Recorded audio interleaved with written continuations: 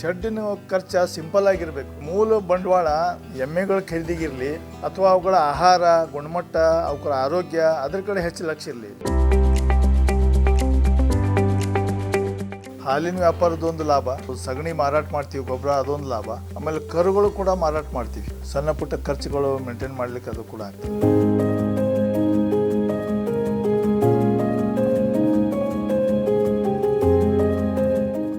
Litre ಬೆಳಿಗ್ಗೆ 100 litre ಸಾಯಂಕಾಲ ಹಾಲು ಕೊಡ್ತಾವ್ರಿ. ತಿಂಗಳ ಇನ್ಕಮ್ 2.5 ಲಕ್ಷ ರೂಪಾಯಿ ಅದ. ಅದ್ರಾಗ ಖರ್ಚು ವೆಚ್ಚ ಎಲ್ಲ ತೆಗೆದು ನಮಗೊಂದು 60-70 ಸಾವಿರ ರೂಪಾಯಿ ಉಳಿತೈತೆ ಸರ್.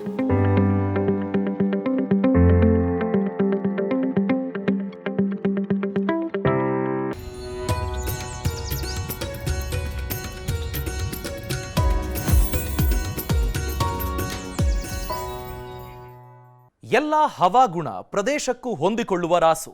ಹೈನುಗಾರಿಕೆಗೆ ಸೂಕ್ತವಾದ ಎಮ್ಮೆ ತಳಿ. ಮುರ್ರಾ ಎಮ್ಮೆ ಸಾಕಿ ಹೆಚ್ಚು ಲಾಭ ಪಡೆಯುತ್ತಿರುವ ಮಹಿಳೆ. ಲಾಭದಾಯಕ ಮುರ್ರಾ ಎಮ್ಮೆ ಸಾಕಾಣಿಕೆ. ಕೃಷಿ ಖಜಾನೆಗೆ ಸ್ವಾಗತ. ನಾನು ಅಭಿಷೇಕ್ ರಾಮಪ್ಪ.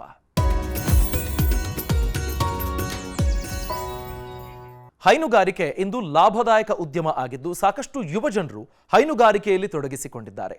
ಹಲವು ಮಹಿಳೆಯರು ಸಹ ಹೈನುಗಾರಿಕೆಯಲ್ಲಿ ತಮ್ಮನ್ನು ತೊಡಗಿಸಿಕೊಂಡಿದ್ದು ಅದರಲ್ಲಿ ಯಶಸ್ವಿನೂ ಆಗಿದ್ದಾರೆ.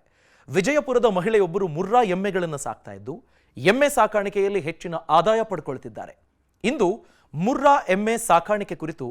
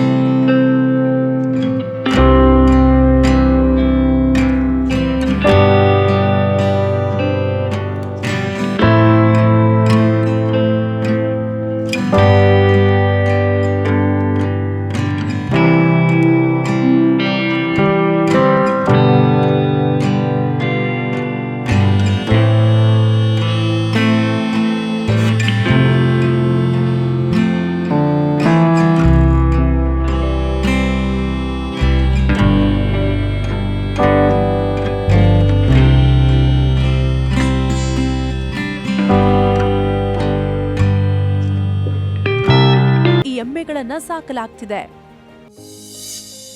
10 ಮುರ್ರಾ ಎಮ್ಮೆಗಳಿಂದ ಹೈನುಗಾರಿಕೆ ಆರಂಭ. ವಿಜಯಪುರ ಜಿಲ್ಲಾ ಪಂಚಾಯಿತಿಯ ಮಾಜಿ ಅಧ್ಯಕ್ಷೆ ಸುಜಾತಾ ಸೋಮನಾಥ್ ಕಳ್ಳಿಮನಿ ಅವರು ತಮ್ಮ ತೋಟದಲ್ಲಿ ಮುರ್ರಾ ಎಮ್ಮೆಗಳನ್ನ ಸಾಕುತ್ತಿದ್ದು, ಇವರಿಗೆ ಒಟ್ಟು 9 ಎಕರೆ ಜಮೀನಿದ್ದು ಅದರಲ್ಲಿ 5 ಎಕರೆಯಲ್ಲಿ ದ್ರಾಕ್ಷಿ ಬೆಳೆಸಿದ್ದಾರೆ.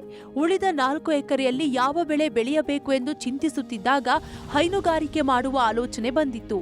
ಆದರೆ ಮಿಶ್ರ ತಳಿಯ ಹಸುಗಳನ್ನ ಸಾಕೋದು ಹೆಚ್ಚು ಲಾಭದಾಯಕವಲ್ಲ ಮತ್ತು ಶ್ರಮದಾಯಕ ಎಂಬ ಹಿನ್ನೆಲೆಯಲ್ಲಿ ಅವರು ಮುರ್ರಾ ಎಮ್ಮೆಗಳನ್ನ ಸಾಕಲು ಮುಂದಾದರು. ಹಾಗಾಗಿ ಇವರು 10 ಎಮ್ಮೆಗಳನ್ನ ತಂದು ಸಾಕುವ ಮೂಲಕ ಹೈನುಗಾರಿಕೆ ಆರಂಭಿಸಿದ್ರು. ಆ ಬಳಿಕ ಅವರು ಎಮ್ಮೆಗಳನ್ನ ನಿಯಮಿತವಾಗಿ ಹೆಚ್ಚಿಸಿಕೊಂಡಿದ್ದು ಈಗ ಇವರಲ್ಲಿ 30 ಎಮ್ಮೆಗಳಿವೆ. ನಮ್ಮಲ್ಲಿ ಈಗಾಗಲೇ ಮುರ್ರಾ ತಳಿಗಳು ಎಮ್ಮೆ 30 ಇವೆ. 30 ಅಂದರೆ ನಾವು ಒಮ್ಮಿಂದೊಮ್ಮೆ ಇದು 30 ಎಮ್ಮೆಗಳನ್ನು ತಂದಿಲ್ಲ, ಹಂತ ಹಂತವಾಗಿ ತೆಗೆದುಕೊಂಡು ಬಂದಿದ್ದೀವಿ. ಯಾಕಂದರೆ ಹೈನುಗಾರಿಕೆ ಮಾಡುವುದು ಅಷ್ಟು ಸುಲಭವಲ್ಲ. ಮೊದಲನೇದಾಗಿ ಎಮ್ಮೆಗಳಿಗೆ ಆಹಾರ ಮತ್ತು ನೀರಿನ ವ್ಯವಸ್ಥೆ ಎಲ್ಲ ಇರಬೇಕಾಗ್ತದೆ. ಆದ್ದರಿಂದ ಇದನ್ನೆಲ್ಲ ಮನಗೊಂಡು ನಾವು ಮೊದಲು 1ನೇ ಹಂತದಲ್ಲಿ 10 ಎಮ್ಮೆಗಳನ್ನು ತೆಗೆದುಕೊಂಡು ಬಂದ್ವಿ. ಅದನ್ನು ಎಲ್ಲ ಸುವ್ಯವಸ್ಥಿತವಾಗಿ ನಡೆದಿದ್ದರಿಂದ ಮತ್ತು ಹಾಗೆ ಬರ್ತಾ 10 ಅಂತಂದು ಹೇಳಿ 30 ಎಮ್ಮೆಗಳನ್ನು ನಾವು ಈಗಾಗಲೇ ತೆಗೆದುಕೊಂಡು ಬಂದೀವಿ.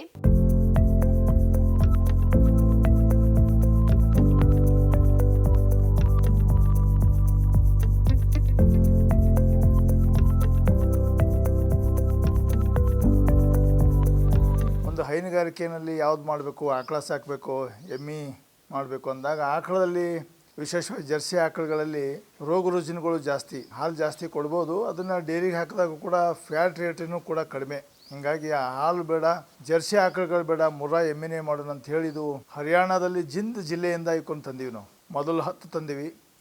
ಅದ ನಂತರ ಸುಮಾರು 8-10 ತಿಂಗಳ ನಂತರ ಹಾಲು ಕಡಿಮೆ ಆದಾಗ ಮತ್ತೆ ಹಾಲಿನ ಅಷ್ಟೊತ್ತಿಗೆ ನಮ್ಮದು ವ್ಯಾಪಾರ ಬೆಳೆದಿತ್ತು. ಹಿಂಗಾಗಿ ಮತ್ತು 10 ಎಮ್ಮೆಗಳನ್ನು ಸ್ವತಃ ಅವರೇ ಅಲ್ಲಿ ಹರಿಯಾಣಕ್ಕೆ ಹೋಗಿ ಅಲ್ಲಿಯ ಹಳ್ಳಿಗಳನ್ನೆಲ್ಲ ಭೇಟಿ ಕೊಟ್ಟು ನೇರವಾಗಿ ರೈತರಿಂದನೇ ಒಂದೊಂದಾಗಿ ಅದನ್ನು ಖರೀದಿ ಮಾಡಿ ಲಾರಿ ಮುಖಾಂತರ ಇಲ್ಲಿ ತಂದು ಒಂದು 2 ವರ್ಷ ಆಯ್ತು ಈಗ. ಮುರ್ರಾ ಎಮ್ಮೆಗಳು ಎಲ್ಲ ಹವಾಗುಣಕ್ಕೂ ಹೊಂದಿಕೊಳ್ಳುತ್ತವೆ. ಮುರ್ರಾ ಎಮ್ಮೆಗಳನ್ನ ಪಂಜಾಬ್, ಹರಿಯಾಣದಲ್ಲಿ ಹೆಚ್ಚಾಗಿ ಸಾಕಲಾಗುತ್ತೆ. ಅಲ್ಲಿ ಬೇಸಿಗೆಯಲ್ಲಿ ಹೆಚ್ಚಿನ ಉಷ್ಣಾಂಶ ಇರುತ್ತೆ, ಚಳಿಗಾಲದಲ್ಲಿ ಹೆಚ್ಚಿನ ಚಳಿ ಇರುತ್ತೆ. ಹಾಗಾಗಿ ಅಲ್ಲಿನ ವಾತಾವರಣಕ್ಕೆ ಹೊಂದಿಕೊಂಡಿರುವ ಮುರ್ರಾ ಎಮ್ಮೆಗಳು ದೇಶದ ಬಹುತೇಕ ಪ್ರದೇಶದ ಹವಾಗುಣಕ್ಕೆ ಹೊಂದಿಕೊಳ್ಳುತ್ತವೆ. ಜೊತೆಗೆ ಇವುಗಳಿಗೆ ರೋಗ ಬಾಧೆ ಕಡಿಮೆ ಇರುತ್ತೆ. ಹಾಗಾಗಿ ಮುರ್ರಾ ಎಮ್ಮೆಗಳು ನಮ್ಮ ರಾಜ್ಯದ ಎಲ್ಲಾ ಪ್ರದೇಶಗಳಿಗೂ ಹೊಂದಿಕೊಳ್ಳುತ್ತವೆ. ಸರ್, ಹರಿಯಾಣದಲ್ಲಿ ಚಳಿಗಾಲದಲ್ಲಿ ಅತಿ ಹೆಚ್ಚು ಚಳಿ ಇರ್ತದೆ, ಬೇಸಿಗೆನಲ್ಲಿ ಅತಿ ಹೆಚ್ಚು ಬಿಸಿಲಿರ್ತದೆ. ದಿಲ್ಲಿ, ಹರಿಯಾಣ ಪಕ್ಕದ ರಾಜ್ಯಗಳು. ಹಿಂಗಾಗಿ ಅಲ್ಲಿ 40, 45, 48 ತನಕ ಬಿಸಿಲಿರ್ತದೆ. ಅಲ್ಲಿ ಇವು ಹುಟ್ಟಿ ಬೆಳೆದಂಥ ಪಶುಗಳು ನಮ್ಮಲ್ಲಿ ಅಂತೂ ಸ್ವಾಭಾವಿಕ ಇಲ್ಲಿ ಎವರೇಜ್ 365 ದಿನ ಬಿಜಾಪುರ ಜಿಲ್ಲೆಯಲ್ಲಿ ಒಂದು 35-36 ತಾಪಮಾನ ಇರ್ತದೆ. ಇಲ್ಲಿ ನಿಶ್ಚಿತವಾಗಿ ಹೊಂದ್ಕೊಳ್ತಾವೆ. ಆ ಭಯ ಯಾರಿಗೂ ಬೇಕಾಗಿಲ್ಲ, ಭಯ ಪಡುವಂಥ ಅವಶ್ಯಕತೆ ಇಲ್ಲ. ಇಲ್ಲಿ ಕ್ಲೈಮೇಟಿಗೆ ಚೆನ್ನಾಗಿ ಹೊಂದ್ಕೊಳ್ತಾವೆ ಮತ್ತು ಯಾವುದೇ ಇದಕ್ಕೆ ರೋಗ ರುಜಿನಗಳು ಕಡಿಮೆ ಮುರ್ರಾ ಎಮ್ಮಿಗೆ. ಅದು ತಾವು ನಿಶ್ಚಿಂತವಾಗಿ ಇದನ್ನು ಮುರ್ರಾ ಎಮ್ಮೆ ಮಾಡ್ಬೋದು. ಮುರ್ರಾ ಎಮ್ಮೆಗಳನ್ನ ಸಾಕುವಾಗ ರೈತರು ಕೆಲವೊಂದಿಷ್ಟು ಎಚ್ಚರಿಕೆ ವಹಿಸಬೇಕು. ಶೆಡ್ಗೆ ಆರಂಭದಲ್ಲೇ ಹೆಚ್ಚಿನ ಬಂಡವಾಳ ಹೂಡುವ ಅಗತ್ಯ ಇರೋದಿಲ್ಲ. ಕಡಿಮೆ ವೆಚ್ಚದಲ್ಲಿ ಶೆಡ್ ನಿರ್ಮಿಸಿಕೊಂಡ್ರೆ ಉಳಿದ ಹಣದಲ್ಲಿ ಇನ್ನೂ 1-2 ಎಮ್ಮೆಗಳನ್ನ ಹೆಚ್ಚಿಗೆ ಕೊಳ್ಳಬಹುದು ಮತ್ತು ಎಮ್ಮೆಗಳ ಆಹಾರಕ್ಕಾಗಿ ಬಳಸಿಕೊಳ್ಳಬಹುದು. ಆದಾಯ ಹೆಚ್ಚಿದ ಬಳಿಕ ಶೆಡ್ ನಿರ್ಮಾಣಕ್ಕೆ ಹೆಚ್ಚಿನ ಬಂಡವಾಳವನ್ನು ಹೂಡಬಹುದು ಅಂತಾರೆ ಸೋಮನಾಥ್ ಕಳ್ಳಿಮನಿ ಅವರು.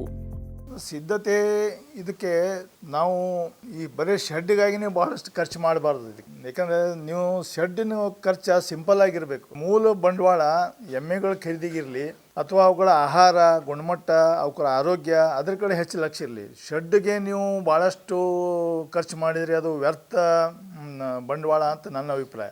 ಶೆಡ್ಡಿಗೆ ಕಡಿಮೆ ಖರ್ಚು ಮಾಡಿ ಸಿಂಪಲ್ ಆಗಿದ್ದರೂ ಸಾಕು. ಅವಕ್ಕೆ ಗಾಳಿ, ಬೆಳಕು, ನೀರಿನ ವ್ಯವಸ್ಥೆ ಇಷ್ಟು ಚೆನ್ನಾಗಿದ್ದರೆ ಸಾಕು. ಅದಕ್ಕೇನು ನಾವು ಯಾರಿಗೋ ಖುಷಿ ಪಡ್ಸೋಕ್ಕೆ ಭಾಳ ಭವ್ಯವಾದ ಕಟ್ಟಡ ಕಟ್ಟಬೇಕು, ಭಾಳ ದೊಡ್ಡದಾಗಿ, ಭಾಳ ಅದಕ್ಕೊಂದು ಸುಂದರವಾದಂಥ ಇದೇನು ಅವಶ್ಯಕತೆ ಇಲ್ಲ. ಪಶುಗಳಿಗೇನು ಬೇಕು? ಸಮೃದ್ಧವಾದ ಮತ್ತು ಗುಣಮಟ್ಟದ ಆಹಾರ ಬೇಕು, ಗಾಳಿ, ಬೆಳಕು ಚೆನ್ನಾಗಿರಬೇಕು, ಇಷ್ಟು ಸಾಕು.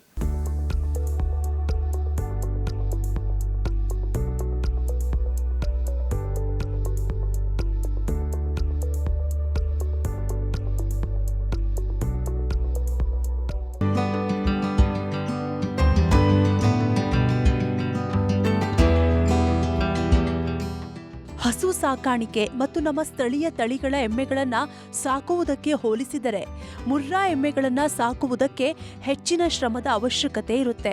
ಮುರ್ರಾ ಎಮ್ಮೆಗಳು ಹೆಚ್ಚಿನ ಹಾಲು ನೀಡುತ್ತವೆ. ಜೊತೆಗೆ ಈ ಎಮ್ಮೆಗಳಲ್ಲಿ ಕೈಯಿಂದಲೇ ಹಾಲು ಕರೆಯಬೇಕು. ಜೊತೆಗೆ ಬೆಳಗಿನ ಜಾವ 3 ಗಂಟೆಯಿಂದಲೇ ಕೆಲಸ ಆರಂಭವಾಗುತ್ತೆ. ಹಾಗಾಗಿ ಮುರ್ರಾ ಎಮ್ಮೆ ಸಾಕಾಣಿಕೆಯ ಅನುಭವ ಇರುವ ಕೆಲಸಗಾರರು ಬೇಕಾಗುತ್ತೆ. ಹಾಗಾಗಿ 15ಕ್ಕಿಂತ ಹೆಚ್ಚಿನ ಎಮ್ಮೆ ಸಾಕುವವರು ಉತ್ತರ ಭಾರತದ ಮೂಲದವರನ್ನ ಕೆಲಸಕ್ಕೆ ನೇಮಿಸಿಕೊಳ್ಬೇಕು. ಇನ್ನು ನಮ್ಮ ಬಳಿ ಈಗ 30 ಎಮ್ಮೆಗಳಿವೆ ಮತ್ತು 15ರಿಂದ 20 ಕರುಗಳಿವೆ. ಹಾಗಾಗಿ 3 ಜನರು ಎಮ್ಮೆಗಳ ನಿರ್ವಹಣೆ ಮಾಡುತ್ತಿದ್ದಾರೆ ಅಂತಾರೆ ಸುಜಾತಾ ಅವರು. ನಾವು ಈ ಎಮ್ಮೆಗಳು 30 ಎಮ್ಮೆಗಳನ್ನು ಮೇಂಟೆನೆನ್ಸ್ ಮಾಡಲಿಕ್ಕೆ 3 ಮಂದಿ ಜನ ತೆಗೆದುಕೊಂಡಿದ್ರಿ. ಅವರು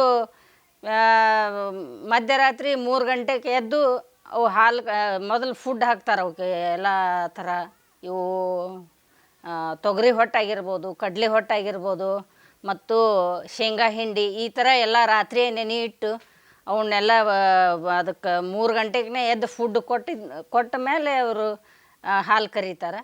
ಅದು 5-6 ಗಂಟೆ ಮಟ್ಟ ಅದು ಪ್ರೊಸೆಸ್ ಆಗ್ತೈತೆ ರೀ. ಆಮೇಲೆ ಅದನ್ನೆಲ್ಲ ಹಾಲು ತೆಗೆದುಕೊಂಡು ಡೇರಿಗೆ ಮತ್ತು ನಮ್ಮಲ್ಲಿ ಕೂಡ ಪ್ಯಾಕೆಟ್ ಮಾಡಿ ಪ್ಯೂರ್ ಹಾಲುಗಳನ್ನು ಸೇಲ್ ಮಾಡ್ತೀವಿ ಸರ್. ಮುರ್ರಾ ಎಮ್ಮೆಗಳು ಹೆಚ್ಚು ಹಾಲು ಕೊಡುವ ತಳಿಗಳು. ಎಮ್ಮೆಗಳಲ್ಲಿ ಹೆಚ್ಚಿನ ಹಾಲು ಉತ್ಪಾದನೆಯಾಗಲು ಹೆಚ್ಚು ಪೌಷ್ಟಿಕಾಂಶ ಇರುವ ಆಹಾರ ನೀಡಬೇಕು. ಹಸಿ ಮೇವಿನ ಜೊತೆಯಲ್ಲೇ ಹಲವು ವಿಧದ ಹಿಂಡಿಗಳು ಮತ್ತು ಆಹಾರವನ್ನ ನೀಡಬೇಕು.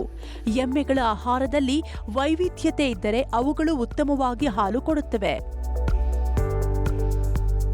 ಮನುಷ್ಯರು ನಾವು ಯಾವ ಥರ ಪೌಷ್ಟಿಕ ಆಹಾರಗಳನ್ನು ಎಲ್ಲ ಸೇವಿಸ್ತೀವಿ, ಆ ಥರ ನಾವು ಎಷ್ಟು ಅವಕ್ಕೆ ಪೌಷ್ಟಿಕ ಆಹಾರಗಳನ್ನ ಹೆಚ್ಚು ಕೊಡ್ತೀವಿ ಅಷ್ಟು ಹಾಲು ಹೆಚ್ಚು ಕೊಡ್ತಾವೆ. ನಾವಿಲ್ಲಿ ಹತ್ತಿ ಕಾಳು ಹಿಂಡಿ ಕೊಡ್ತೀವಿ, ಆಮೇಲೆ ತೊಗರೆ ನುಚ್ಚು, ಕಡಲೆಬೇಳೆ ನುಚ್ಚು, ಆಮೇಲೆ ಸಾಸಿವೆ ಎಣ್ಣೆ ಸಿಗ್ತದಲ್ಲ, ಸಾಸಿವೆ ಎಣ್ಣೆ ಅವಕ್ಕೆ ಭಾಳಷ್ಟು ಅವಕ್ಕೆ ಜೀರ್ಣಶಕ್ತಿ ಹೆಚ್ಚು ಮಾಡ್ತದೆ.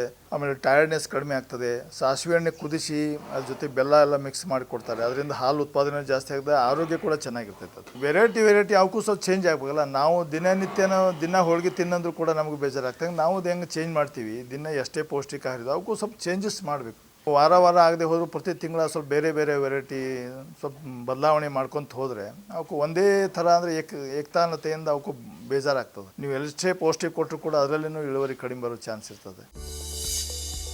ಒಂದು ಮುರ್ರಾ ಎಮ್ಮೆ ಬೆಲೆ 80,000ದಿಂದ 1.5 ಲಕ್ಷ ಇದೆ. ರೈತರಿಂದ ನೇರವಾಗಿ ಖರೀದಿಸಿದರೆ ಲಾಭ ಹೆಚ್ಚು. ಹೈನುಗಾರಿಕೆ ಲಾಭದಾಯಕವಾಗಲು ಮುರ್ರಾ ಎಮ್ಮೆಗಳು ಕನಿಷ್ಠ 10 ಲೀಟರ್ ಹಾಲು ನೀಡಬೇಕು. ಅವು 10 ಲೀಟರ್ಗಿಂತ ಕಡಿಮೆ ಹಾಲು ಕೊಟ್ಟರೆ ನಷ್ಟವಾಗುವ ಸಾಧ್ಯತೆ ಹೆಚ್ಚಿರುತ್ತೆ. ಜೊತೆಗೆ ಈ ತಳಿಯ ಎಮ್ಮೆಗಳ ಬೆಲೆ ಹೆಚ್ಚಿದ್ದು, ಒಂದು ಎಮ್ಮೆ ಬೆಲೆ 80,000ದಿಂದ 1.5 ಲಕ್ಷದವರೆಗೂ ಇರುತ್ತೆ. ಇನ್ನು ಇವುಗಳ ಸರಾಸರಿ ಬೆಲೆ 1,30,000 ರೂಪಾಯಿ ಇರುತ್ತೆ. ಜೊತೆಗೆ ಇವುಗಳನ್ನ ಕರ್ನಾಟಕಕ್ಕೆ ತರಲು ಒಂದು ಎಮ್ಮೆಗೆ ಸುಮಾರು 10,000 ರೂಪಾಯಿ ಖರ್ಚಾಗುತ್ತೆ. ಎಮ್ಮೆಗಳು ಹರಿಯಾಣ ಮತ್ತು ಪಂಜಾಬ್ನಲ್ಲಿ ಮಾತ್ರ ಸಿಗುವುದರಿಂದ ರೈತರು ಖರೀದಿಗೂ ಮುನ್ನ ಸಾಕಷ್ಟು ಮುನ್ನೆಚ್ಚರಿಕೆ ವಹಿಸಬೇಕು. ನಗರ ಪ್ರದೇಶಗಳಲ್ಲಿ ಎಮ್ಮೆಗಳನ್ನು ಕೊಳ್ಳದೆ ಗ್ರಾಮೀಣ ಪ್ರದೇಶಗಳಿಗೆ ತೆರಳಿ ರೈತರಿಂದ ನೇರವಾಗಿ ಖರೀದಿಸಬೇಕು. ಆಗ ರೈತರಿಗೆ ಎಮ್ಮೆಯ ಬೆಲೆಯಲ್ಲಿ ಸುಮಾರು 10,000ವರೆಗೂ ಉಳಿತಾಯವಾಗುತ್ತೆ ಮತ್ತು ಮೋಸ ಹೋಗುವ ಸಾಧ್ಯತೆ ಸಹ ಕಡಿಮೆ ಇರುತ್ತೆ ಅನ್ನೋದು ಸೋಮನಾಥ್ ಅವರ ಅನುಭವದ ಮಾತು. ಒಂದು ಎಮ್ಮೆ ಪ್ರತಿ ದಿನಕ್ಕೆ 10 ಲೀಟರ್ಗಿಂತ ಕಡಿಮೆ ಕೊಟ್ಟರೆ ಈ ಉದ್ಯಮ ಕೂಡ ಲಾಭದಾಯಕ ಅಲ್ಲ. ಕನಿಷ್ಠ ಪಕ್ಷ 10 ಲೀಟರ್ ಕೊಡಲೇಬೇಕು. 10 ಲೀಟರ್ಗಿಂತ ಕಡಿಮೆ ಕೊಟ್ಟರೆ ಲಾಭದಾಯಕಲ್ಲ. ಇನ್ನು ಹೆಚ್ಚು ಕೊಟ್ಟರೆ ಬೇಕಾದ್ರೆ ತೊಂದರೆ ಇಲ್ಲ. ಕನಿಷ್ಠ ಪಕ್ಷ 10 ಕೊಡಬೇಕು. ಆ ಥರ ನಾವು ಅದನ್ನು ಅಲ್ಲಿ ತರಬೇಕಾದ್ರೂ ಕೂಡ ಒಂದು ಸಲ ಹಿಂದಿನ ದಿನ ಮತ್ತು ಬೆಳಗ್ಗೆ 2 ಸಲ ಹಿಂಡಿ ತರಬೇಕಲ್ಲಿ. ಇವು ವ್ಯಾಪಾರಸ್ಥರು ಕೂಡ ಅಲ್ಲಿ ಭಾಳಷ್ಟು ಮೋಸ ಮಾಡ್ತಾರೆ. ಅದಕ್ಕೆ ನೀವು ಜಾಗೃತವಾಗಿ ಅಲ್ಲಿ ಒಂದೊಂದು ಅವ್ರು ಎಷ್ಟು ಹೇಳ್ತಾರಲ್ಲ, 15 ಲೀಟ್ರ್ ಹೇಳ್ತಾರೆ, 18 ಲೀಟ್ರ್ ಹೇಳ್ತಾರೆ, ಅದನ್ನೆಲ್ಲ ನಂಬೇಡಿ. ನೀವು ಅಲ್ಲಿ ಸ್ವತಃ ಹಿಂದಿನ ದಿನ ರಾತ್ರಿ ಮತ್ತು ಬೆಳಗ್ಗೆ 2 ಹೊತ್ತು ಹಿಂಡಿ ಕನ್ಫರ್ಮ್ ಮಾಡಿಕೊಡ್ರಿ. ಕನ್ಫರ್ಮ್ ಮಾಡ್ಕೊಂಡ ಮೇಲೂ ಕೂಡ ಅಲ್ಲೇನು ನೀವು 15 ಲೀಟ್ರ್ ಆದರೆ ಇಲ್ಲಿ ಬಂದು ಅದು 12 ಆಗ್ತದೆ. ಅಲ್ಲಿ 12 ಆದರೆ ಇಲ್ಲಿ 8, 9, 10 ಆಗ್ಬೋದು. ಯಾಕಂದರೆ ಟ್ರಾನ್ಸ್ಪೋರ್ಟೇಷನ್ನಲ್ಲಿ ಸುಮಾರು 8 ದಿನ ಅವು ನಿಂತು ಬರೋದ್ರಿಂದ ಅವುಗಳ ಕೆಚ್ಚಲಾಗಲಿ ಅವುಗಳ ಒಂದು ಏನು ಹಾಲು ಉತ್ಪಾದನಾ ಶಕ್ತಿ ಕೆಲವೊಂದು ಡ್ಯಾಮೇಜ್ ಆಗ್ತದೆ ಅಂಥೇಳಿ ವೈಜ್ಞಾನಿಕವಾಗಿ ಹೇಳ್ತಾರೆ. ಹೀಗಾಗಿ ಅಲ್ಲಿ ಏನು ಅಲ್ಲಿ ಖರೀದಿ ಸಂದರ್ಭದಲ್ಲಿ ಹರಿಯಾಣ ಆಗಲಿ ಅಥವಾ ಅಲ್ಲಿ ಪಂಜಾಬ್ನಲ್ಲಾಗಲಿ ಹೇಳ್ತಾರೆ, ಅಲ್ಲಿಗಿಂತ 5 ಲೀಟ್ರು ಇಲ್ಲಿ ಅಷ್ಟು ಕಡಿಮೆ ಆಗ್ತದೆ. ಅದಕ್ಕಾಗಿ ಅದನ್ನು ಲೆಕ್ಕಾಚಾರ ಇಟ್ಕೊಂಡು ಇಲ್ಲಿ ಬಂದ ಮೇಲೂ ಕೂಡ ಕನಿಷ್ಠ ಒಂದು ಎಮ್ಮೆ 10 ಲೀಟ್ರ್ಗಿಂತ ಕಡಿಮೆ ಕೊಟ್ಟರೆ ಇದು ವರ್ಕೌಟ್ ಇಲ್ಲ. ಅಷ್ಟು ನೀವು 10 ಸರಾಸರಿ ಕೊಡಲೇಬೇಕು. ಹಂಗೆ ನಿರ್ವಹಣೆ ಮಾಡಿದರೆ ನಿಶ್ಚಿತವಾಗಿ ಲಾಭದಾಯಕಿದೆ ಈ ಉದ್ಯಮ. ಎಮ್ಮೆ ಸಹ ಅಲ್ಲಿ ನಾವು ಗುಣಮಟ್ಟದ ಎಮ್ಮೆಗಳನ್ನ ನಾವು ಯಾವ ರೀತಿ ತೊಗೊಳ್ತೀವಿ ಆ ಥರದ ಮೇಲೆ ಹೋಗ್ತದೆ. ಅಲ್ಲಿ 80,000 ಸಿಗ್ತದೆ, 90,000 ಇದೆ, ಗರಿಷ್ಠ 1,65,000 ತನಕನೂ ಸಿಗ್ತದೆ. ಅಲ್ಲಿ ಕೂಡ ಪ್ಯೂರ್ ಮುರ್ರಾಯಿ ಇರ್ತವೆ, ಕ್ರಾಸ್ ಇರ್ತವೆ. ಹೀಗಾಗಿ ಸರಾಸರಿ ನಿಮಗೆ 1,20,000 25,000 ತನಕ ಸಿಗ್ತದೆ. ಈಗ ಒಂದು ಎಮ್ಮೆ 1,50,000 ಆಗ್ಬೋದು, ಇನ್ನೊಂದು ಎಮ್ಮೆ 1,10,000 20,000 ಆಗ್ಬೋದು. ಸರಾಸರಿ 1,20,000 ಆಗ್ತದೆ. ಟ್ರಾನ್ಸ್ಪೋರ್ಟೇಷನ್ ಹರಿಯಾಣನಿಂದ ಇಲ್ಲಿಗೆ ಬರಬೇಕಾದ್ರೆ ಒಂದು ಎಮ್ಮೆಗೆ 10,000 ರೂಪಾಯಿ ಟ್ರಾನ್ಸ್ಪೋರ್ಟೇಷನ್ ಆಗ್ತದೆ. ಮತ್ತು ಅಲ್ಲಿ ನೀವು ನೇರವಾಗಿ ಅಲ್ಲಿ ಸಿಟಿನಿಂದ ಖರೀದಿ ಮಾಡೋ ಬದಲಿ ಹರಿಯಾಣ ಹಳ್ಳಿಗಳಲ್ಲಿ ಹೋದಾಗ ರೈತರಿಂದ ಖರೀದಿ ಮಾಡಿದ್ರೆ ನೀವು ಪ್ರತಿ ಎಮ್ಮೆಗೆ ಇನ್ನೂ 10,000 ಕಡಿಮೆ ಸಿಗ್ಬೋದು. ಯಾಕಂದ್ರೆ ಅಲ್ಲಿ ಸಿಟಿನಲ್ಲಿ ಹಳ್ಳಿಗಳಿಂದ ಅಲ್ಲಿ ರೈತರಿಂದ ಖರೀದಿ ಮಾಡಿ ಒಂದು ಕಡೆ ಕೂಡ ಹಾಕಿ ಮಾರ್ತಾರೆ. ಅವರು ಪ್ರತಿ ಎಮ್ಮೆಯಿಂದ 10,000-15,000 ರೂಪಾಯಿ ಲಾಭ ತೊಗೊಂಡು ಮಾರ್ತಿರ್ತಾರೆ. ಅದಕ್ಕಾಗಿ ನೀವು ನಿಮ್ಮದು ಉಳಿತಾಯ ಆಗಬೇಕಾದ್ರೆ ನೀವು ಹಳ್ಳಿಗೆ ಹೋಗಿ ನೇರವಾಗಿ ಚಾಯ್ಸ್ ಮಾಡಬೇಕಂತ ಅದು ಒಂದು ನನ್ನ ಸಲಹೆ. ಮುರ್ರಾ ಎಮ್ಮೆ ಸಾಕಾಣಿಕೆಯಲ್ಲಿ ಕೊಟ್ಟಿಗೆಯ ಶುಚಿತ್ವಕ್ಕೆ ಹೆಚ್ಚಿನ ಗಮನ ಕೊಡಬೇಕು. ಹಾಗಾಗಿ ಪ್ರತಿದಿನ ಎಮ್ಮೆಗಳನ್ನ ಮತ್ತು ಕೊಟ್ಟಿಗೆಯನ್ನ ತೊಳೆಯುತ್ತಾರೆ. ಈ ಹಿನ್ನೆಲೆಯಲ್ಲಿ ಗಂಜಲ ಮತ್ತು ಎಮ್ಮೆ ಹಾಗೂ ಕೊಟ್ಟಿಗೆ ತೊಳೆದ ನೀರು ಒಂದು ತೊಟ್ಟಿಯಲ್ಲಿ ಸಂಗ್ರಹವಾಗಿ ಅಲ್ಲಿಂದ ಮೇವು ಬೆಳೆಯಲು ಬಳಕೆಯಾಗುತ್ತೆ. ಇದರಿಂದ ಉತ್ತಮ ಗುಣಮಟ್ಟದ ಮೇವು ಎಮ್ಮೆಗಳಿಗೆ ಸಿಗುತ್ತಿದೆ.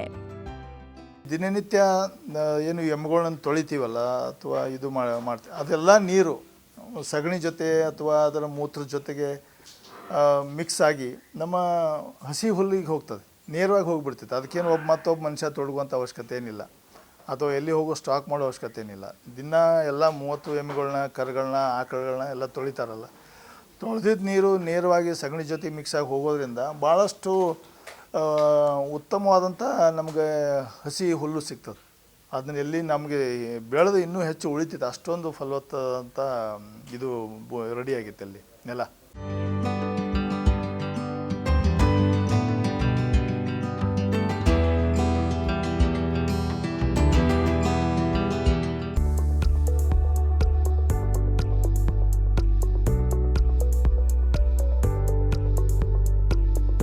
ಮುರ್ರಾ ಎಮ್ಮೆ ಸಾಕಾಣಿಕೆ ಹೆಚ್ಚು ಬಂಡವಾಳ ಕೇಳುತ್ತೆ. ಹಾಗಾಗಿ ರೈತರು ಆರಂಭದಲ್ಲಿ 5 ರಿಂದ 10 ಎಮ್ಮೆಗಳಿಂದ ಹೈನುಗಾರಿಕೆ ಆರಂಭಿಸಬಹುದು. ಆರಂಭದಲ್ಲೇ ಹೆಚ್ಚಿನ ಬಂಡವಾಳ ಹೂಡಿದ್ರೆ ನಷ್ಟವಾಗುವ ಸಾಧ್ಯತೆಯೂ ಇರುತ್ತೆ. ಮುರ್ರಾ ಎಮ್ಮೆ ಸಾಕಾಣಿಕೆಯಲ್ಲಿ ಅನುಭವ ಹೆಚ್ಚಿದಂತೆ ಎಮ್ಮೆಗಳ ಸಂಖ್ಯೆಯನ್ನ ಹೆಚ್ಚಿಸಿಕೊಳ್ಳಬಹುದು. ಸುಜಾತ ಅವರು 10 ಎಮ್ಮೆಗಳೊಂದಿಗೆ ಹೈನುಗಾರಿಕೆ ಆರಂಭಿಸಿದಾಗ ಶೆಡ್ಗಾಗಿ 15 ಲಕ್ಷ ರೂಪಾಯಿ ಮತ್ತು ಎಮ್ಮೆಗಳಿಗಾಗಿ 15 ಲಕ್ಷ ರೂಪಾಯಿ ಬಂಡವಾಳ ಹೂಡಿದ್ರು.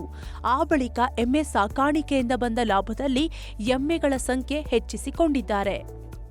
ತಕ್ಷಣಕ್ಕೆ ನೀವು ಪ್ರಾರಂಭದಲ್ಲಿನೇ ಭಾಳಷ್ಟು ದೊಡ್ಡ ಬಂಡವಾಳ ಹಾಕೋದು ಸರಿಯಲ್ಲ. ಇದರಲ್ಲಿ ನೀವು ಸ್ಟಾರ್ಟಿಂಗು 5 ಎಮ್ಮೆಗಳು, 6 ಎಮ್ಮೆಗಳು ಅಥವಾ ಮ್ಯಾಕ್ಸಿಮಮ್ 10 ಎಮ್ಮೆ ತಂದ್ರೆ ಸಾಕು. ನೀವು ದುಡ್ಡಿದೆ ಅಂಥೇಳಿ ಅಥವಾ ಸಾಲ ಮಾಡಿ ನೀವು ಹೈನೋದ್ಯಮ ಮಾಡಿದರೆ ಅದು ಖಂಡಿತ ಲಾಭ ಆಗೋದಿಲ್ಲ. ಯಾಕಂದರೆ ಈ ಲಾಭ ತೆಗೆದು ಇದರಲ್ಲೇ ಹಾಕೋ ಮುಖಾಂತರ ನೀವು ಇನ್ನೂ ಹೆಚ್ಚು ಮಟ್ಟಿಗೆ ಬೆಳೆಸ್ಬೋದೇ ಹೊರತು, ನೀವು ಯಾವುದೋ ದುಡ್ಡಿದೆ ಅಂಥೇಳಿ ಅಥವಾ ಎಲ್ಲೋ ಸಾಲ ಸಿಗ್ತದೆ ಅಂಥೇಳಿ ಮಾಡಿದರೆ ಇದು ಲಾಭದಾಯಕ ಅಲ್ಲ. ಅದಕ್ಕೆ ಇದು ದಯವಿಟ್ಟು ನೀವು ಏನೇ ಮಾಡಿದರೂ ಕೂಡ ಸಣ್ಣ ಪ್ರಮಾಣದಿಂದ ಸ್ಟಾರ್ಟ್ ಮಾಡಿರಿ ಅನ್ನೋಂಥ ಒಂದು ಸಲಹೆಯನ್ನು ಹೊಸ ಉದ್ಯಮಿಗಳಿಗೆ ಕೊಡ್ತೇನೆ. ಪ್ರತಿದಿನ 100 ಲೀಟರ್ ಹಾಲು ನೇರ ಮಾರಾಟ. ಸ್ವಂತ ಮಾರುಕಟ್ಟೆ ಸೃಷ್ಟಿಸಿಕೊಂಡರೆ ಹೆಚ್ಚು ಲಾಭ. ಮುರ್ರಾ ಎಮ್ಮೆ ಸಾಕುವವರು ಹಾಲನ್ನ ಮಾರಾಟ ಮಾಡಲು ಹೆಚ್ಚಿನ ಆದ್ಯತೆ ನೀಡಬೇಕು. ಹಾಲು ಮಾರಾಟಕ್ಕೆ ತಮ್ಮದೇ ಮಾರುಕಟ್ಟೆ ಸೃಷ್ಟಿಸಿಕೊಂಡ್ರೆ ಉತ್ತಮ. ನಾವು ವಿಜಯಪುರ ನಗರದಲ್ಲಿ ಪ್ರತಿದಿನ 100 ಲೀಟರ್ ಹಾಲು ಮಾರಾಟ ಮಾಡುತ್ತಿದ್ದೇವೆ. ಇದರಿಂದಾಗಿ ನಮಗೆ ಹೆಚ್ಚಿನ ಲಾಭವಾಗುತ್ತಿದೆ. ಎಮ್ಮೆ ಹಾಲನ್ನ ಡೈರಿಗೆ ಹಾಕುವುದು ಹೆಚ್ಚು ಲಾಭದಾಯಕವಲ್ಲ ಅಂತಾರೆ ಸೋಮನಾಥ್ ಅವರು. ಮಾರ್ಕೆಟಿಂಗು ಕೂಡ ಅಷ್ಟೇ ಇಂಪಾರ್ಟೆಂಟ್ ಇದೆ. ಬರೀ ಈ ಡೈರಿಗೆ ಹಾಕೋದ್ರಲ್ಲೂ ಕೂಡ ಅಷ್ಟೊಂದು ಲಾಭಿಲ್ಲ. ನೀವು ಏನಾದರೂ ನಿಮ್ಮದೇ ಆದಂಥ ಒಂದು ವ್ಯಾಪಾರ ಜಾಲವನ್ನು ನೀವು ಹುಟ್ಟಾಕಬೇಕು. ನಾವು ಈಗ ವಿಜಯಪುರ ನಗರದಲ್ಲಿ ಸುಮಾರು ಪ್ರತಿದಿನ 100 ಲೀಟ್ರ್ ಹಾಲು ಮಾರಾಟ ಮಾಡ್ತೀವಿ, 65 ರೂಪಾಯಿ ಲೀಟ್ರದಂಗೆ. ನಾವು ಸಾಯಂಕಾಲ 5 ಗಂಟೆಗೆ ನಮ್ಮ ಭಯ ಹಾಲು ಅಲ್ಲಿ ತಂದರೆ 5 ಗಂಟೆಗೆ ಬರೋಕ್ಕಿಂತ ಮುಂಚೆ ಸುಮಾರು 15-20 ಜನ ಕ್ಯೂನಲ್ಲಿ ನಿಂತಿರ್ತಾರೆ. ಯಾಕಂದರೆ ಅಷ್ಟು ಗುಣಮಟ್ಟದ ಹಾಲು ಕೊಡ್ತೀವಿ ಮತ್ತು 65 ರೂಪಾಯಿ ರೇಟ್ ಕೊಡೋದ್ರಿಂದ ಅವರಿಗೆ ಒಳ್ಳೆಯ ಹಾಲು ಸಿಗೋದ್ರಿಂದ ಬೆಣ್ಣೆ ಕೂಡ ಹೊಂಟೈತೆ ಅದರಿಂದ. ಹೀಗಾಗಿ ಸುಮಾರು 25-30 ಕಸ್ಟಮರ್ಸ್ ನಮ್ಮ ಡೈಲಿ ಕ್ಯೂನಲ್ಲಿ ಇರ್ತಾರೆ ಸಾಯಂಕಾಲ. ಅಷ್ಟೊಂದು ಒಂದು ಖಾತ್ರಿ ಮಾರುಕಟ್ಟೆಯನ್ನು ನಾವು ಇಂಪ್ರೂವ್ಮೆಂಟ್ ಮಾಡೀವಿ. ಪ್ರತಿದಿನ 200 ಲೀಟರ್ ಹಾಲು ಮಾರಾಟ. 1 ತಿಂಗಳಿಗೆ 60 ರಿಂದ 70 ಸಾವಿರ ಲಾಭ. ನಮ್ಮಲ್ಲಿ ಈಗ 30 ಎಮ್ಮೆಗಳಿದ್ದರೂ ಪ್ರತಿದಿನ 20 ಎಮ್ಮೆಗಳಲ್ಲಿ ಹಾಲು ಸಿಗುತ್ತಿದೆ. 20 ಎಮ್ಮೆಗಳಿಂದ ಬೆಳಿಗ್ಗೆ 100 ಲೀಟರ್, ಸಂಜೆ 100 ಲೀಟರ್ ಹಾಲು ಸಿಗುತ್ತಿದೆ. ಇದರಲ್ಲಿ 100 ಲೀಟರ್ ಹಾಲನ್ನ ಲೀಟರ್ಗೆ 65 ರೂಪಾಯಿಯಂತೆ ಮಾರಾಟ ಮಾಡ್ತಿದ್ದೇವೆ. ಉಳಿದ 100 ಲೀಟರ್ ಹಾಲನ್ನ ಡೈರಿಗೆ ಹಾಕುತ್ತಿದ್ದೇವೆ. ಡೈರಿಗೆ ಹಾಲು ನೀಡಿದ್ರೆ 1 ಲೀಟರ್ಗೆ 50 ರೂಪಾಯಿ ಸಿಗುತ್ತಿದೆ. ಈ ಹಿನ್ನೆಲೆಯಲ್ಲಿ 1 ತಿಂಗಳಿಗೆ ಸುಮಾರು 2.5 ಲಕ್ಷ ರೂಪಾಯಿ ಆದಾಯ ಬರುತ್ತಿದೆ. ಎಮ್ಮೆಗಳ ಆಹಾರ, ಕಾರ್ಮಿಕರ ಸಂಬಳ ಸೇರಿದಂತೆ ಖರ್ಚೆಲ್ಲ ಕಳೆದು ತಿಂಗಳಿಗೆ ಕನಿಷ್ಠ 60 ರಿಂದ 70 ಸಾವಿರ ರೂಪಾಯಿ ಲಾಭ ಬರುತ್ತಿದೆ. ಈಗಂತೂ ನಮ್ಗೆ ದಿನಾಲೂ ಒಂದು 20 ಎಮ್ಮೆಗಳು ಹಾಲು ಕೊಡ್ತಾ ಇದ್ದಾವ್ರಿ. 30 ಎಮ್ಮೆ ಒಳಗೆ ಒಂದು 100 ಲೀಟ್ರ್ ಬೆಳಗ್ಗೆ, 100 ಲೀಟ್ರ್ ಸಾಯಂಕಾಲ ಈ ಥರ ಹಾಲು ಕೊಡ್ತಾವ್ರಿ. ಮತ್ತು ನಾವು 100 ಲೀಟ್ರ್ ಅಂತೂ ನಮ್ಮಲ್ಲೇ ಸೇಲ್ಸ್ ಆಗ್ತಾವ್ರಿ. ಈ 65 ರೂಪಾಯಿ ಲೀಟ್ರ್ದಂಗೆ ಪ್ಯೂರ್ ಹಾಲು ಕೊಡ್ತೀವಿ.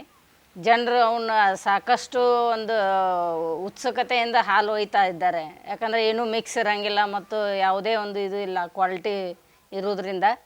ಮತ್ತು ಇನ್ನೊಂದು 100 ಲೀಟ್ರ್ ಡೈರಿಗಳಿಗೆ ಹಾಕ್ತೀವಿ. ಅವರು ಬಂದು ಒಯ್ತಾರೆ. ಈಗ ಯಾಕಂದ್ರೆ ಅದು ಫ್ಯಾಟ್ ಅದು ಚೆಕ್ ಮಾಡಿ ತೊಗೋತಾರೆ ಅವರು. ಫ್ಯಾಟ್ ಅದು ಚೆಕ್ ಮಾಡಿ 45 ಅದು ಬರ್ತೈತೆ ರೀ. ಮತ್ತು ಇದು ಸರ್ಕಾರದವರು ಪ್ರೋತ್ಸಾಹಧನ ಅಂಥೇಳಿ 5 ರೂಪಾಯಿ ಅವರು ಕೊಡ್ತಾರೆ. ಹಿಂಗಾಗಿ 50 ರೂಪಾಯಿ ಲೀಟ್ರ್ ಬೀಳ್ತದೆ ರೀ. ತಿಂಗಳ ಇನ್ಕಮ್ 2.5 ಲಕ್ಷ ರೂಪಾಯಿ ಅದ. ಅದ್ರಾಗ ಖರ್ಚು ವೆಚ್ಚ ಎಲ್ಲ ತೆಗೆದು ನಮಗೊಂದು 60-70 ಸಾವಿರ ರೂಪಾಯಿ ಉಳಿತೈತೆ ಸರ್. 4,000 ರೂಪಾಯಿಗೆ 1 ಲೋಡ್ ಗೊಬ್ಬರ ಮಾರಾಟ. ಹಾಲಿನ ಜೊತೆಯಲ್ಲೇ ಗೊಬ್ಬರದಿಂದಲೂ ಆದಾಯ ಸಿಗುತ್ತೆ. ಮುರ್ರಾ ಎಮ್ಮೆಗಳಿಂದ ಉತ್ತಮ ಗುಣಮಟ್ಟದ ಗೊಬ್ಬರ ಸಿಗುತ್ತೆ. ನಮ್ಮ ತೋಟಕ್ಕೆ ಬಳಸಿ ಉಳಿದ ಗೊಬ್ಬರವನ್ನ ಒಂದು ಟ್ರ್ಯಾಕ್ಟರ್ಗೆ ಲೋಡ್ಗೆ 4,000ದಂತೆ ಮಾರಾಟ ಮಾಡುತ್ತೇವೆ. ಜೊತೆಗೆ ಕೆಲವೊಂದು ಎಮ್ಮೆ ಕರುಗಳನ್ನು ಮಾರಾಟ ಮಾಡುತ್ತೇವೆ. ಹಾಲು ಇದು ಕೇವಲ ಕಮರ್ಷಿಯಲ್ ಆಯ್ತು ಸರ್, ಹಾಲು ಮಾರೋದು. ಅದರ ಜೊತೆಗೆ ಗೊಬ್ಬರ ಕೂಡ ಅಷ್ಟೇ ಮಹತ್ವ ಇದೆ. ಈಗಿನ ವಾತಾವರಣದಲ್ಲಿ ಬೆಳೆಗಳಿಗೆ ಒಳ್ಳೆಯ ಗೊಬ್ಬರನೇ ಸಿಗೋದಿಲ್ಲ. ಇದು ಒಳ್ಳೆಯ ಗೊಬ್ಬರ ಇದೆ, ಪ್ಯೂರ್ ಗೊಬ್ಬರ ಇರ್ತದೆ. ನಾವು ನಮ್ಮ ತೋಟಕ್ಕೆ ಎಷ್ಟು ಬೇಕೋ ಅಷ್ಟು ಹಾಕಿ ಸುಮಾರು 4,000ಕ್ಕೆ ಒಂದು ಟ್ರ್ಯಾಕ್ಟರ್ದಂಗೆ ಬೇರೆ ರೈತರಿಗೆ ಕೊಡ್ತೀವಿ. ಇಲ್ಲಿ ಸುತ್ತಮುತ್ತಿನ ಜನ ರೈತರೆಲ್ಲ ಭಾಳಷ್ಟು ನಮಗೆ ಅಡ್ವಾನ್ಸ್ ಆಗಿ ಹೇಳಿಡ್ತಾರೆ, ನಮ್ಮದು ಬೇಕ್ರಿ ಅಂತ ಕ್ಯೂ ಇರ್ತದೆ, ತೊಗೊಂಡು ಹೋಗ್ತಾರೆ. ಭಾಳಷ್ಟು ಇಳುವರಿ, ಎಲ್ಲ ಬೆಳೆಗಳು ಚೆನ್ನಾಗಿ ಇದಾಗ್ತದೆ. ಹಿಂಗಾಗಿ ಹಾಲಿನ ವ್ಯಾಪಾರದೊಂದು ಲಾಭ, ಆಮೇಲೆ ಇವು ಸಗಣಿ ಮಾರಾಟ ಮಾಡ್ತೀವಿ ಗೊಬ್ಬರ, ಅದೊಂದು ಲಾಭ. ಆಮೇಲೆ ಕರುಗಳು ಕೂಡ ಮಾರಾಟ ಮಾಡ್ತೀವಿ. ನಮಗೆ ಎಷ್ಟು ಸಾಧ್ಯ ಆಗ್ತದೋ ಅಷ್ಟು ಇಟ್ಕೊಳ್ತೀವಿ. ಹೆಣ್ಣು ಕರುಗಳನ್ನು ಬೇರೆ ರೈತರಿಗೆ ಕೂಡ ಮಾರಾಟ ಮಾಡ್ತೀವಿ. ಅದು ಕೂಡ ಸಣ್ಣ ಪುಟ್ಟ ಖರ್ಚುಗಳು ಮೇಂಟೈನ್ ಮಾಡಲಿಕ್ಕೆ ಅದು ಕೂಡ ಆಗ್ತದೆ.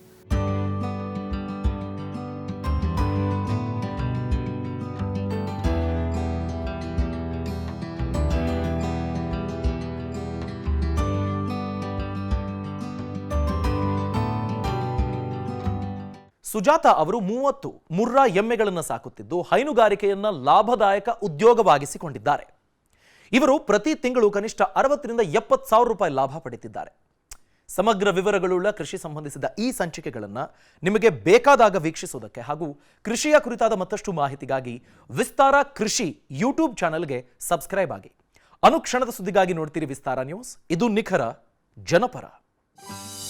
ನೀವು ವಿಶೇಷವಾದ ಬೆಳೆ ಬೆಳೆದಿದ್ರೆ, ತಂತ್ರಜ್ಞಾನ ಅಳವಡಿಸಿಕೊಂಡು ಕೃಷಿ ಮಾಡ್ತಾ ಇದ್ರೆ, ಮಾದರಿ ಕೃಷಿಕರಾಗಿದ್ರೆ ವಿಸ್ತಾರ ನ್ಯೂಸ್ ತಂಡವನ್ನು ಸಂಪರ್ಕಿಸಿ.